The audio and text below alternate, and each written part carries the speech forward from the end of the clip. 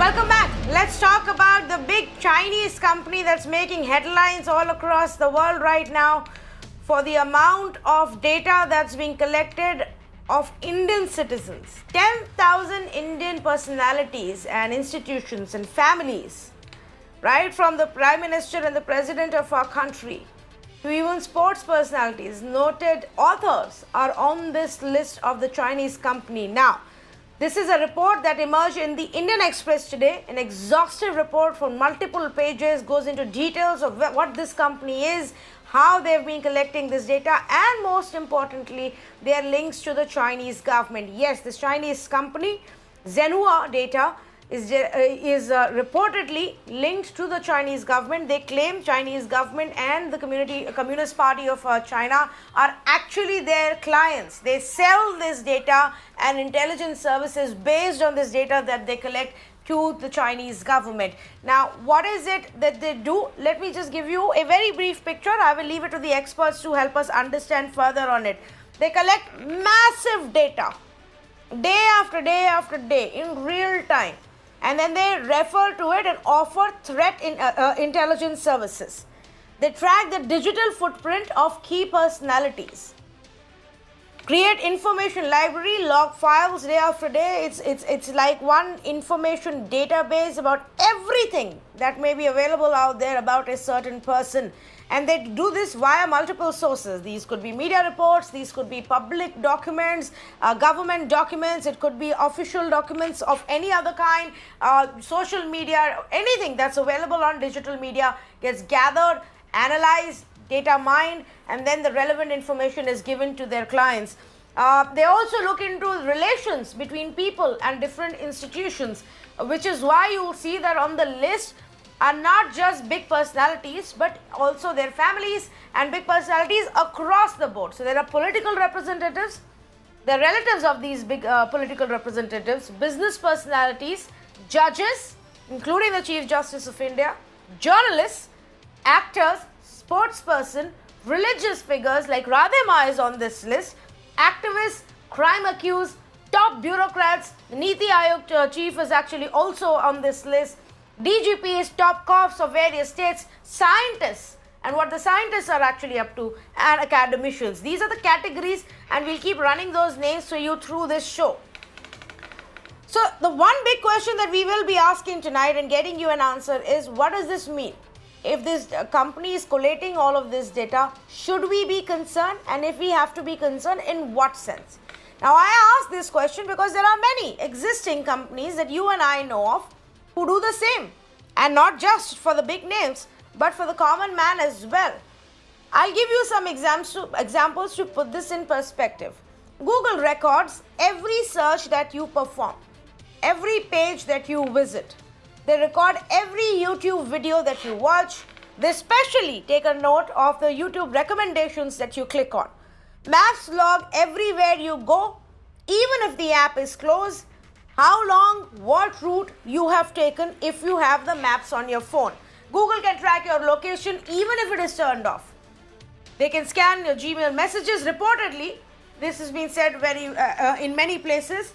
Facebook, for example, registers every post that you open, every post that you read, you like, every video that you watch, for how long you watch it. They register, keep a log of all of this history to analyze who you are. They have a history of everything that you've ever, in the last decade or more, clicked on while being on Facebook. Social media giants, all of them across the board, really do that to find various ways to keep you engaged. If you want to know more, there is a new film that has emerged that gives you an idea of the way our digital footprint is being mapped. So tonight, viewers, let's talk about the reality of the digital era. And let's also talk about if it's just China or many other governments who are doing this, how do they mine this data, and where should we be concerned? Do we actually need some laws in place? Is that even possible? I have too many questions. Let's say good evening to Gopal Agarwal, National Spokesperson for the BJP, Srinivas Korali, Independent Researcher, Ritesh Bhatia, Cybersecurity Expert, and Nikhil Pava, Editor for Media Nama. Ritesh, I just want to start with you first to help our viewers understand what is this Chinese company doing, and if there should be a point of concern? The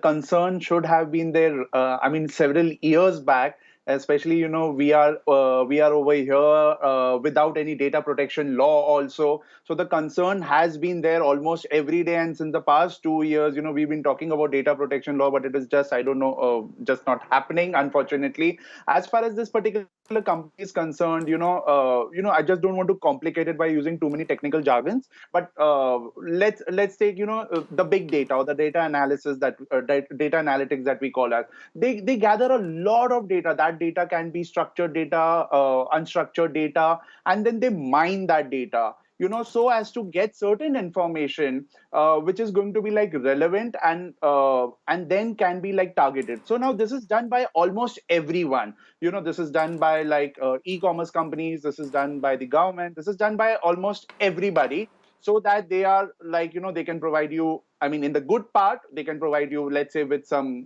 targeted services, good services, or whatever you need, like the way you see on e-commerce stores, that if you have bought this, you might want to have this, and things like that, like the autocomplete and all those kind of. So this company would do the similar thing, take a lot of data, and the data, Tanvi, was not only just from the open source information, like, what you get on the social media and all. They also took it from another source, as per the reports. I mean, whatever report I read, that even from the dark web. I mean, how did they get that? Because so many breaches have happened.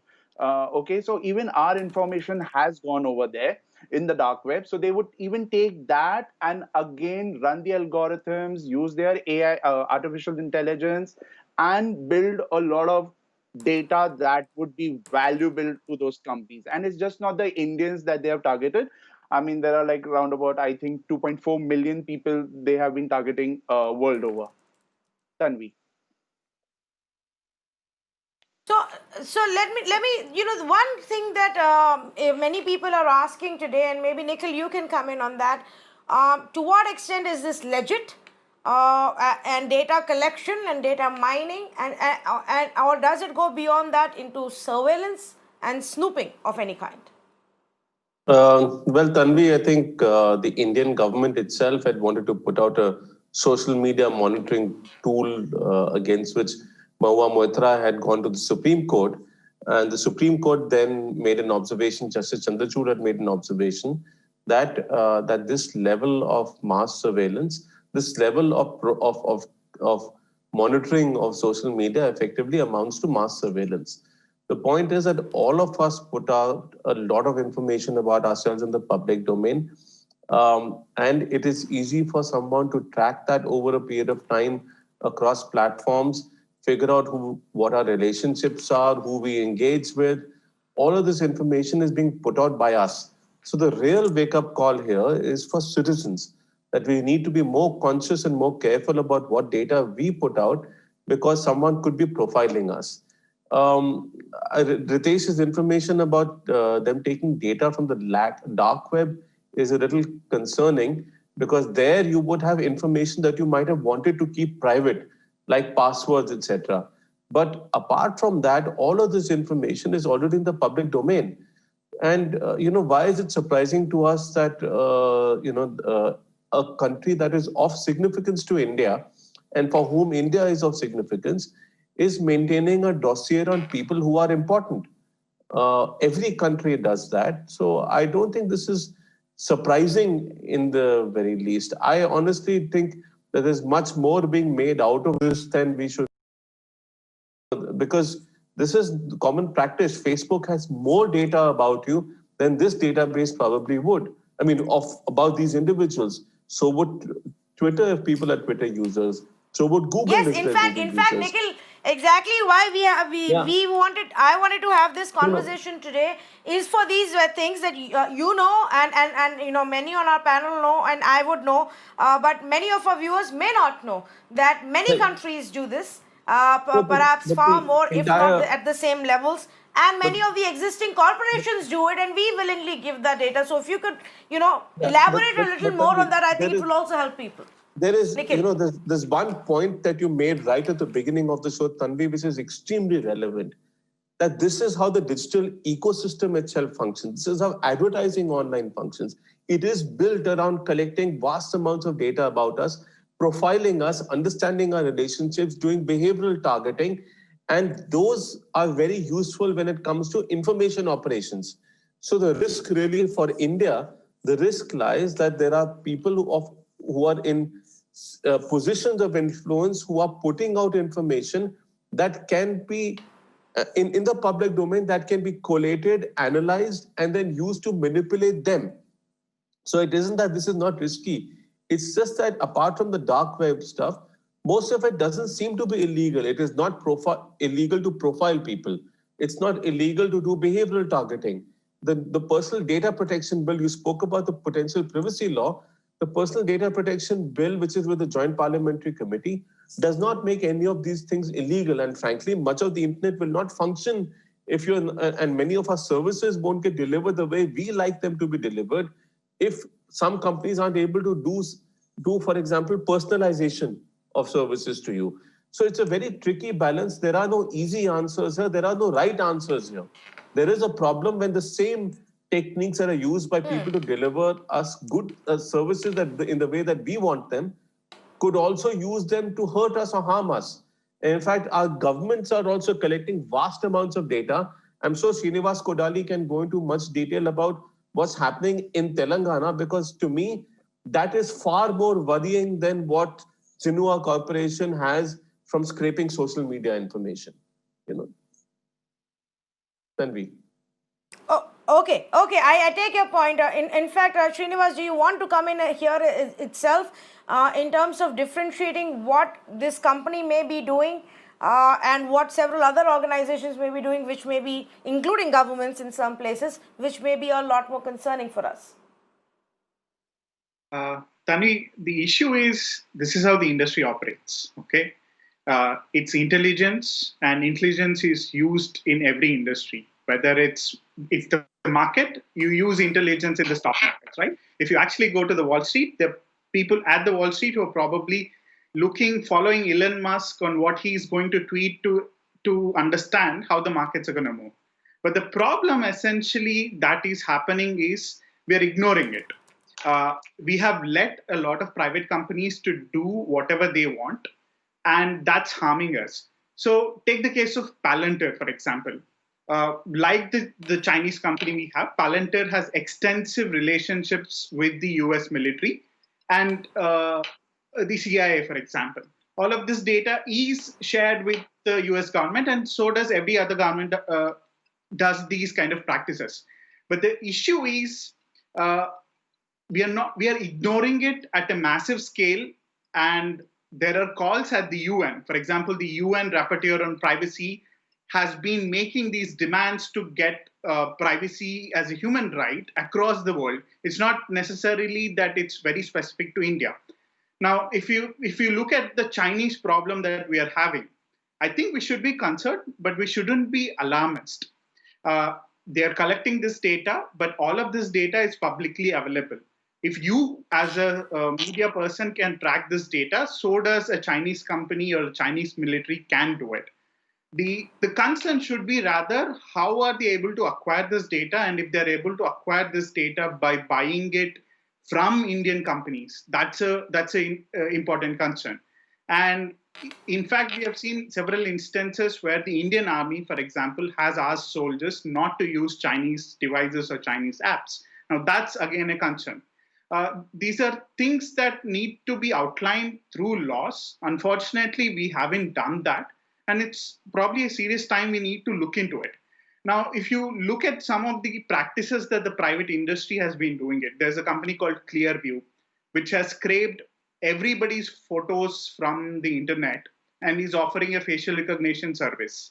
Now, that's something that a government like Telangana government is really interested to buy services of this company. They haven't bought it. I'm saying they're buying similar services of facial recognition firms to identify everyone in the state and potentially through the national facial recognition system across the country. The danger is the collection of this data without informing the user. And internet companies have been long allowed to collect this data, and I think that needs to stop fundamentally. Okay, Mr. Gopal Agarwal, do you want to come in on this issue? First of all, what's your own party's view, the way these, this list has emerged of people who are being tracked? Is there a concern? Definitely, Tanvi, it is a concern. But there are two, three things we should all understand. And I come to your debate only. So many of the issues which are complicated, I also get to know about them. So these are important discussions. I think with what we are working on e-commerce policy and the data server co-location, all those issues, what the thing is, there are two, 3 points which we should be very clear about. Is that who is the owner? The law will only decide who is the owner of the data. And that ownership has to be the person who is collecting or the person whose data it is. That can be clarified by the law, which the government is looking at. Second thing is where this whole data will lie, where the server can lie, and how within the geographical domain of the country. This is another important factor which the law will decide, and that is how the government will like to protect the data. And the third important point in this particular case is that how this Chinese company got acquired this data. Did they get it from Facebook or did they collect it from the social open media? So the important thing is if they have done anything legal, then different countries from where they got, whether it is from Facebook or from Twitter or any other or Indian company, that is completely illegal, and those companies or those countries' law will take care. The important point, another point that comes to my mind here is that there has to be a massive awareness campaign from the people, because ultimately if you are putting any data into your public domain, then definitely that data will be analyzed and utilized. And the issue about what is artificial intelligence, that is the what artificial intelligence is, that in the future when we are talking about all these things, we will use them and we will deal with them. So the ultimately Yeah. the last point that I would like to mention is for what this company is using, and if it is using for anything clandestine So operations company like may give, what Cambridge if the company Antarctica. is giving it to Chinese government? Yeah, so they like Cambridge Antarctica, Analytica, or wherever, if they are using it for sub espionage or anything, that is where the use, if they are trying to influence the domestic elections. These are the issues which have to be looked into, and I think the government is quite aware on those issues and working on them, but we need to build a consensus. If we extend the privacy debate to a large extent, if Okay. we are not aware about the people themselves are not very cautious about their own security of data or privacy or what they put on the public domain, and everything the people want that the government law should control. So there are walls between where government can do what people have to do and what criminal or civil liabilities will arise out of it. Okay, fair enough. So let me take this one question. Nikhil, you wanted to make a point, and then I have a couple of Right. questions, but go ahead, please. Thanks, Tanvi. I just wanted to respond to a few things that Gopalji said. Firstly, the Personal Data Protection Bill, which is with Meenakshi Lekhi's Joint Parliamentary Committee, it does not define who owns the data. It just defines who is the data fiduciary or who's responsible for the data. So even when the law does come out as per the bill, it's probably not going to say, it's not going to make the citizen the owner of the data by as per the law. The second thing that he mentioned was about the fact that data co-location or data localization would help in addressing this problem.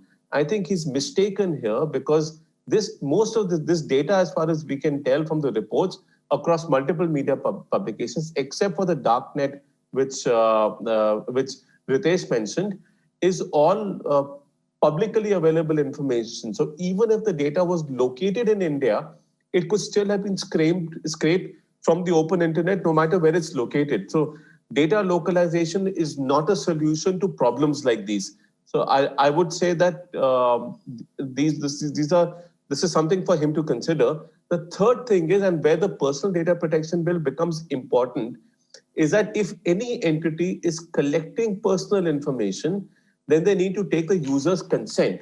So when the personal data protection bill comes out, any company that has collected personal information, even if they've scraped it off the public internet about us without our consent, there is a possibility that they could be sued for collecting that information without consent because it's personal information. I think that's sort of situation that might arise then. It'll have to be challenged in court though. No, but once you are So using, let me go just back to one point. Ritesh, because the one point that he Tanvi made that has gotten... just one point I want to make. Yes, One yes. point. Because if you are using social platforms Hanji. and your preferences, etc., are clearly out in the public domain, you cannot just if you are using a public platform, even if you are buying through credit card, everything that is what artificial intelligence, and that is creating value for artificial intelligence, etc. So it is the most important part is the public awareness about what they are sharing. I completely agree with you there. Public awareness is extremely important. So here is my query then. So the data, so for example, Facebook has my data, or Instagram has my data, or YouTube has my data, or my profile, my digital profile, what I like, what I don't like, what I watch, what I don't watch, what outrages me when I watch it. All of that is with Facebook. They can use it and put in artificial intelligence into that to then throw ads back at me, or throw posts back at me, or influence me and lead me in whichever way they want. But they can't take that information, Nikhil, and give it to the Chinese government, can they? That's where the distinction lies. So no, they can't give it to the Chinese government, although in the past they did give it to a researcher who gave it to Cambridge Analytica. But in this case, there is no indication that the platforms have given it to them. My point is the platforms actually have far more data on you. And if the platforms are then, in any case, like what the problem with the Chinese apps in India was, that those platforms like TikTok, etc., could potentially have been controlled by the Chinese government under Chinese law. And so the risks with Chinese apps are far greater, and which is why, given the fact that we are in a national security situation with China, to my mind, it was right for the Indian government to ban the Chinese apps. This case is just a little too much being made out of someone scraping data and profiling us. While that needs to be, we need to figure out ways of addressing those issues. It's not it's not something that isn't probably happening already. Like I said, every country would have dossiers on significant citizens in countries that are of significance like India. So that's not surprising, to be honest. Okay. Ritesh, do you want to come in and maybe shed a little bit more light on that one thing that you said that's got everybody's attention, of information that they may have also mined from the dark web? Yeah. So Tanvi, here, I completely second Nikhil about all the points that he's made, and including Gopalji's awareness part that we are talking about, because somehow we are really creating a lot of digital pollution. Okay, and by digital pollution I mean putting up such like kind of unnecessary data which shouldn't be there also online, and we need to somehow take charge of it. Kind of it's like kind of a wake up call also right now, because if you see Tanvi, if you see, when we are talking about the big data and other kind of things, those Chinese companies have been able to do it. And from this Zhenhua, from this company related thing, I must tell you one thing, that China definitely believes in digital surveillance. They have the best of the tools also, and so now it is even our turn, it is the turn of all the other nations also, as to how are we also going to protect ourselves. Yes, I understand about the citizens that we can go do awareness, but you can just do that much, because as you said, if you are giving all your data to Facebook and all, you're getting services out of it. Okay, so now it comes the responsibility of the platform also and the government to put accountability on them, and so that these things really don't go out as such. And so hence we also need to control, but we'll be able to just control only that much.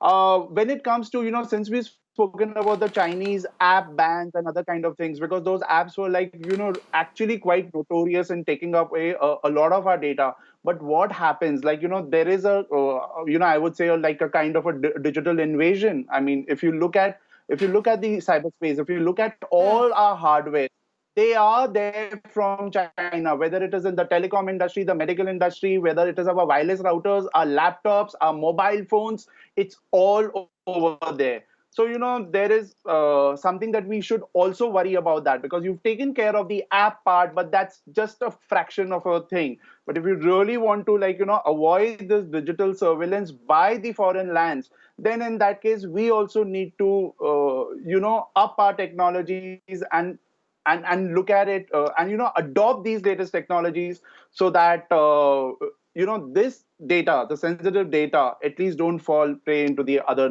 countries as such. Okay, Srinivas, go ahead, please. So I just wanted to talk about this emerging practice of big tech companies working with the nation states. You would see that happening in the US, whether it's any of the big five or companies like Palantir, Clearview, working with the US government agencies, or if it's the NSO group, which made the WhatsApp Pegasus group, working with the Israeli state intelligence units. And even in India, every nation state is trying to actually promote these kind of entities because they realize it is strategically important for their geopolitical reasons. So we need to be actually looking at the larger problem across the world, and I will not limit it to China. China is indeed a problem, but because we are neighbors with China, but the threat is not necessarily only from China.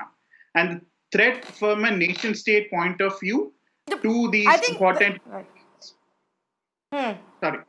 So to these important VIPs is actually more from systems like the WhatsApp Pegasus, which could be monitoring your real-time activities rather than some of these open source systems. While we should be concerned about this, the larger debate is being undermined when the government is only focusing on China. I think we should keep a open view about what's happening here, what's wrong here, and equally look at all of these issues.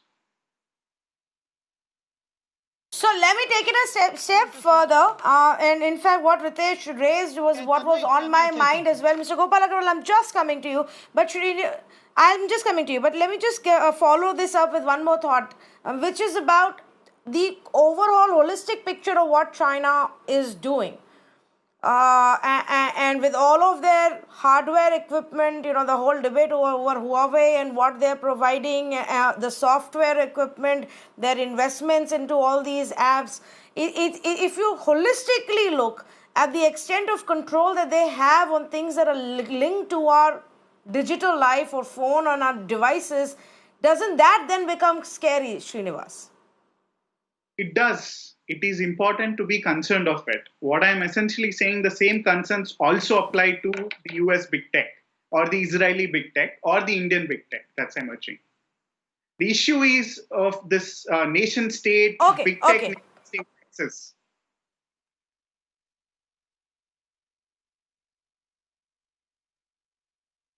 Okay, fair enough. I took your point there. So the concern is not just coming in from China, but what several other countries may be doing, viewers. Keep that in mind. At the end of the day, the more we are aware of these issues, the more we will be able to understand where we are headed and what's at risk. Yes, Mr. Gopal Agarwal, go ahead, make your point before we move on to the next aspect of this debate.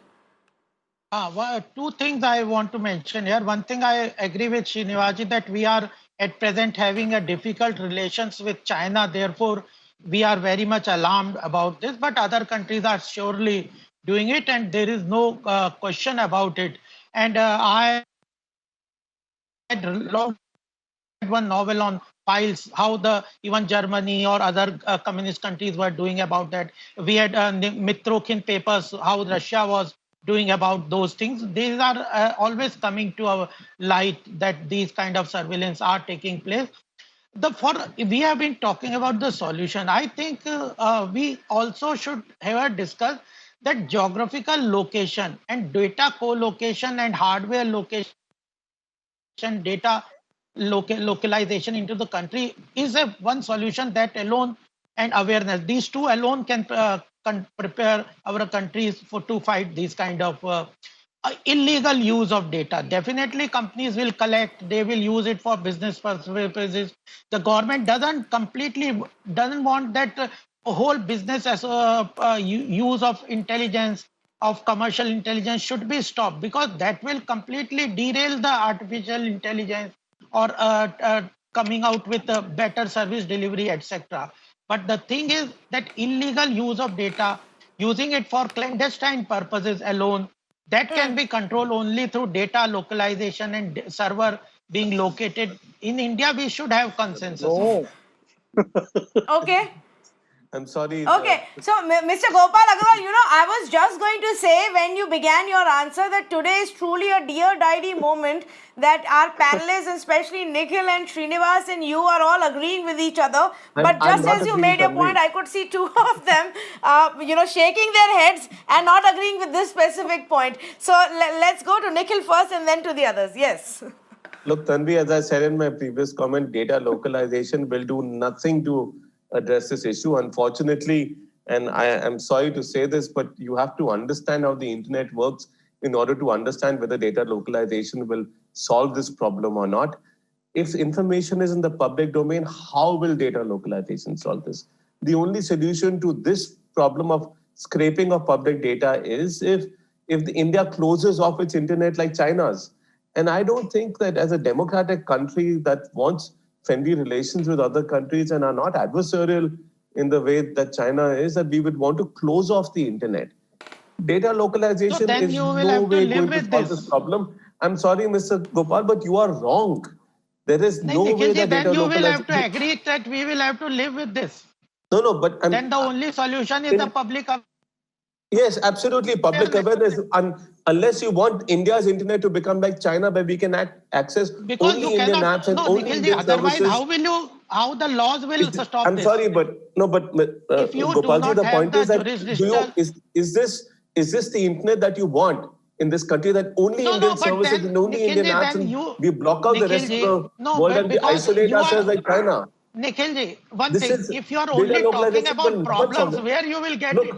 No, you are only talking about Mr. Gopal Agarwal, may I I'm just sorry, come in but- here? I think, No, Mr. but Gopal we Agarwal, can I think the talk about point right solutions now, the also, point na? isn't about whether you want data to be stored locally here or not, or the point that Nikhil is making is that's not going to help in this specific regard. No, The issue if that the we're server talking is about, located, the we way can we do live it. our How? lives in the digital era, the information which is available. Okay, explain Only how. about the How? public. No, let me complete my question. The only way which will be in the public domain, other than which is on the dark net you are talking about, which are privately you have not agreed to share. Those, if any company or will be shared, if you have a jurisdiction, you can control. Otherwise, Sir, public data is you can't open to control all. the dark web. You won't be able to control the dark web anyway. Even if data is localized, it can be stolen and taken out into another country. I mean, I'm sorry, sir, but you have to understand how the internet works to be able to Then you say said these there is things. no solution to this problem. No, but I'm saying your solution is not the solution. And it's coming from the fact that you don't understand you how the give me the internet works. And solution. it's very evident from how you are saying these things and what you're saying that you don't understand how these But things then work, you sir. give the solution, sir.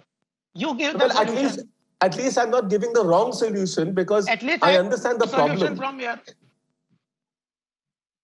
No problem, so we also understand. But if you are not talking about the solution, what is the use? I'll give you a solution. I'll give you a solution, yes, sir. Very simply, give citizens the right to control who collects their data, how, and be able to understand how much data they've collected, and essentially those companies that don't give citizens of India the right to check and delete their data, ban them from accessing the country. Data localization won't solve this problem. But those companies that don't give us control over our own data as citizens, as individuals, that is guaranteed to us under the fundamental right to privacy. And take that approach. That's your solution. and prosecute the companies who then betray our trust and break that contract and sell our data any which ways to a third party So, Tanvi, and if they break are our not in trust the there. Indian, Those are the Tanvi, ones one who need to question be here. then taken No, to task. one question. Tanvi, one thing. If they are not within the Indian jurisdiction, how will you now penalize or convict a Chinese company if it is not You having can, its jurisdictional place of business in India? sir, in India's submission to the open-ended working group at the United Nations, India has said that the country's sovereignty must extend to data of India's citizens even outside its physical boundaries. So the country itself is But accepting that then the data other country localization should is not the respect it, solution. na? If the I other know, country is not respecting that, and you can block services and how apps that don't is not, it conform is to the problem your with norms China that of it is not, giving citizens no, those it is rights. not the problem with the country which is accepting it. It is the problem with the country Okay, all which is right, all not right. accepting this law. Let me bring in our other two panelists as well. Ritesh, what's your own sense? What's the solution to what the problem we're discussing here tonight? No. So firstly, data localization is like definitely not the solution. How much ever you would want to have it and all, that's fine. That's another strategic call that you really need to take. The government needs to take. But yes, having the personal data protection bill coming out soon it should have been the priority and should be the topmost priority. Secondly, as you rightly said, Tanvi, about the penalties. Like you had asked me a question related to the dark web.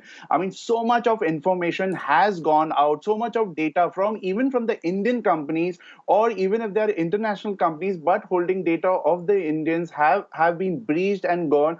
So what is the penalty? What are the punishments? Where are the offenses defined as such?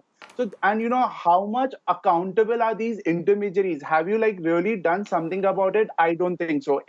Like a data breach has now become like a corona kind of a thing. Okay, today now 90,000 more cases. So it's as good as, oh, today another a breach of like 4 lakh credit cards, another breach of 2 lakh debit cards. Everything is there on the dark web.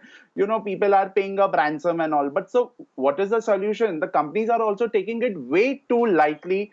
Is so here, hence these things like really need to be made kind of like criminal, if not anything else. I mean, they should be like kind of punishable. I'm sorry for using the word criminal, but it should be like really punishable.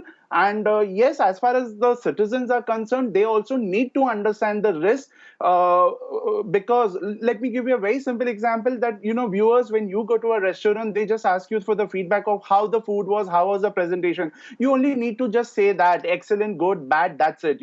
Now they need to ask you your date of birth, your anniversary, your address, and everything. No, so we need to also inculcate this privacy thing in ourselves. No, that I don't want to give you more information. So this is something that we need to understand, that why do you want to know? Like, even if it's an app, why would any food delivery app would want to know, take a permission of your gallery? No. So these are the things, small things that you need to be aware of and just practice that. So once that the privacy thing is within you, automatically, like things can just get better, and probably we'll have, like, as I always say, lesser of a digital pollution. Tanvi. Tanvi, 10 seconds. I just want 10 You seconds. know, we talk about it so often. One minute, Mr. 10 Gopal seconds. Agarwal. We talk about this so often, and we say that the people need to be aware. This has become the reality, one of the biggest talking points. But often we ourselves forget, maybe let our guard down. I just want to put this out there. When I watched The Social Dilemma this weekend, I went back to my phone. I picked up my phone. I went through all the apps, the permissions that some of the apps have, and I realized that some apps had permissions to various folders that they just didn't need at all for their functioning or existence, and it was just there, and constant tracking was on. So yes, I think I will agree with all of our panelists tonight that first up, the user awareness has to be there. What are the apps on your phone? What are the social media giants, any company for that matter, any app for that matter, what are they tracking on what they do? How much of it are they storing? To what extent have you given your permission to them to store that data? For how long are they storing that data?